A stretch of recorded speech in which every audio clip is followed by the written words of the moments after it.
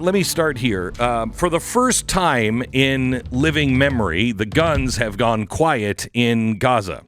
Hostages that have been held now for over 2 years have just walked free. And for the very first time, not in decades, but perhaps a millennia or two, the descendants of Abraham, Isaac, and Jacob have signed something that might resemble more than just a ceasefire.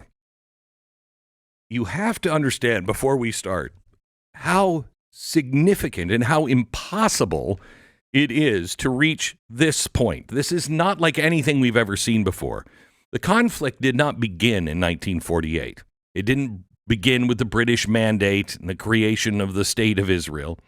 The story really begins with the ancient people of Israel and the sands of Canaan, where the people of Israel and the people called the Philistines clashed over the same spot of earth called Gaza. The Bible records Gaza as one of the 5 cities of the Philistines. And this is the place, Gaza is the place where the Philistines gathered their strength.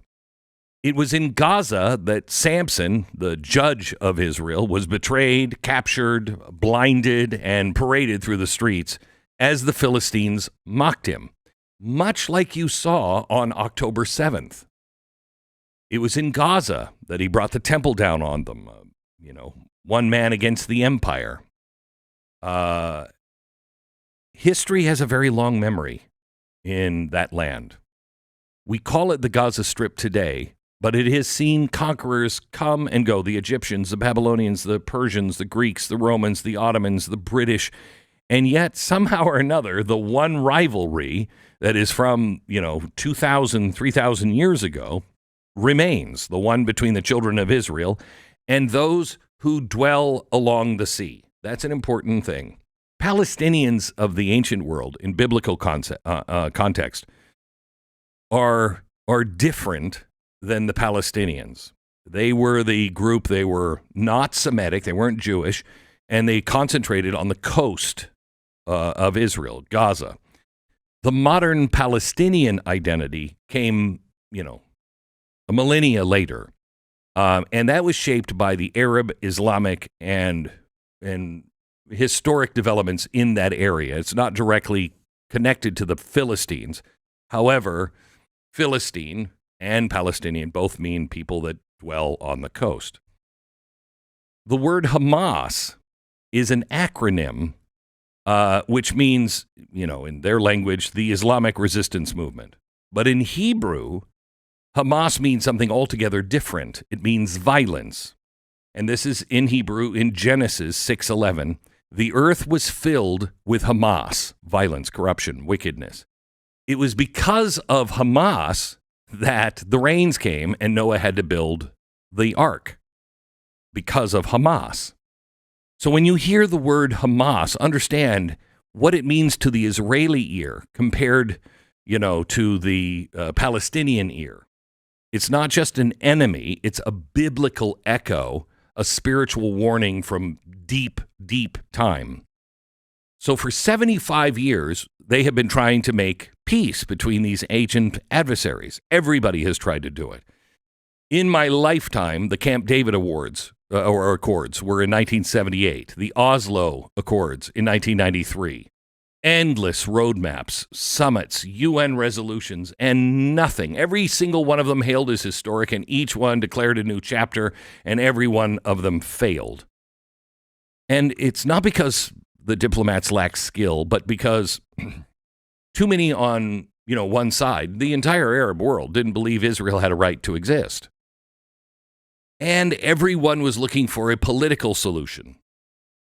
Then comes Donald Trump. Donald Trump didn't approach this, as a professor of Middle East studies. He didn't approach this with the 100 years of expertise from the State Department. In fact, he looked at the State Department expertise and went, you guys aren't really experts at anything. You haven't solved anything. And you keep trying the same thing. What are we doing? He took a business approach. He knew all of the players because of business. He knew all of the big players. And so he got in with all of the players and found out, what do you really want? And what they really want is stability. If you look at what's being built in the Middle East, they are these incredible modern cities. Incredible modern cities. They want prosperity. The Middle East does. Hamas doesn't. He saw a region, Donald Trump did, he saw a region that was addicted to U.S. aid, endless negotiation, and so he just tore up the whole rule book, and he recognized Jerusalem, first thing, as the capital of Israel, a move every single president before has been told by the State Department, you can't do that, it'll cause war. And you know what? It didn't. He moved the embassy. He then walked away from the Iran deal. And he told the world that America is no longer going to apologize for standing with the only democracy in the Middle East. And that's where all of the anti-Semitic stuff comes. Because now, see, Israel is controlling our foreign policy. Israel is controlling Donald Trump. Donald Trump is doing the bidding of the Jews. No, he didn't. No, he wasn't being controlled. And no, they weren't controlling him. It was actually seemingly quite the opposite, because he did something extraordinary. He took the entire region and brought them together. First, he did it with the Abraham Accords. That is the first genuine realignment of the region in a generation, or maybe two. And it wasn't about ideology. It was all about survival, prosperity, and the shared fear of Iran's growing shadow. When we drop the bombs on Iran, Americans and people in the West and people who have been educated in our universities and been indoctrinated with all this garbage, they looked at that and said, oh my gosh, look at, he's doing Israel's bidding. No, he was actually doing Israel's bidding. He was doing Saudi Arabia's bidding. He was doing Turkey's bidding. He was doing a bidding of Egypt. Everyone in the Middle East. Everyone in the Middle East hates Iran. They know how dangerous Iran is. They wanted somebody to put Iran in its place. So when Donald Trump did, the Middle East, the Arab world, celebrated. Now, not all of it, but a lot of it. The ones that are now at the table. He did something else.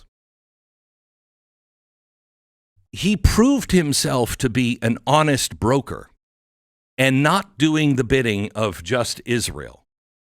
And I would love to hear all of the people who are now standing up and saying, see, we're just a puppet. I would love for you to I would love to hear your explanation of this. When Israel went after Qatar, which I don't have any love at all for Qatar, but they went after Qatar. And that was going to blow this whole thing up. What happened?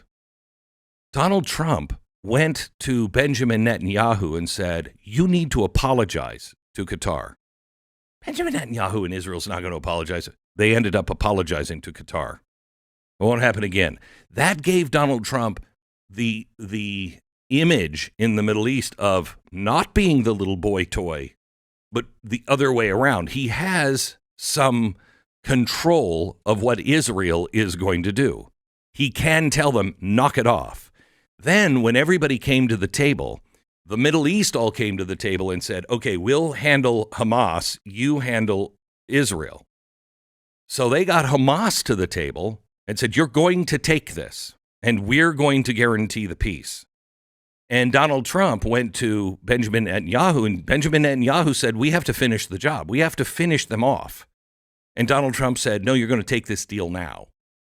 And Benjamin Netanyahu said, no, we have to finish them off. And he said, I don't think you hear me. You're going to take this deal. That's how this happened. That's a miracle. He didn't try to make them friends. He tried to make them partners. They all want prosperity. And now we are looking at the fruits of the labor that started with the Abrahamic Accords. The Arab states signed it, to enforce peace rather than to sabotage it. For the first time in 4,000 years, the blood-soaked sands of Gaza whispers something today that has been forgotten for 4,000 years, and that is hope. If it holds, even if it holds for a year, 5 years, 10 years, it means centuries of hatred has been overtaken by something stronger than hate. And even if we just start with survival, that's good. It means that the children of Abraham, which is both the Arab and the Jew, the descendants of Abraham, long divided by faith and pride, have decided choose life over death trying to prove you're right.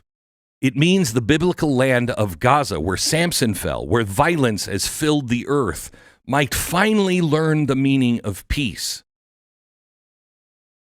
But if it doesn't, and the rockets return and the lies reawaken, then this will just be another tombstone in the desert of broken promises. But the Bible says, blessed are the peacemakers. The Lord hates the hands that shed innocent blood. So if this holds, if courage triumphs over chaos, let's remember that peace is not the absence of war. It's the presence of righteousness. And righteousness, true moral clarity, demands that we call evil by its name. And we stand with truth even when it's costly. And we defend the innocent even when the world looks away.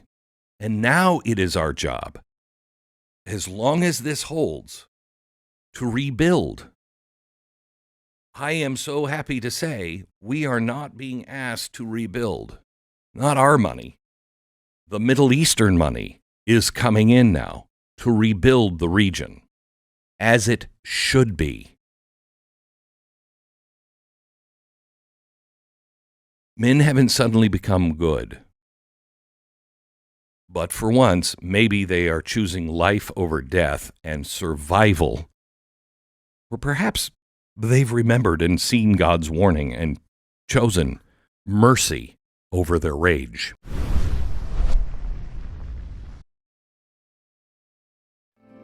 Because the flag still stands for freedom, and they can't take that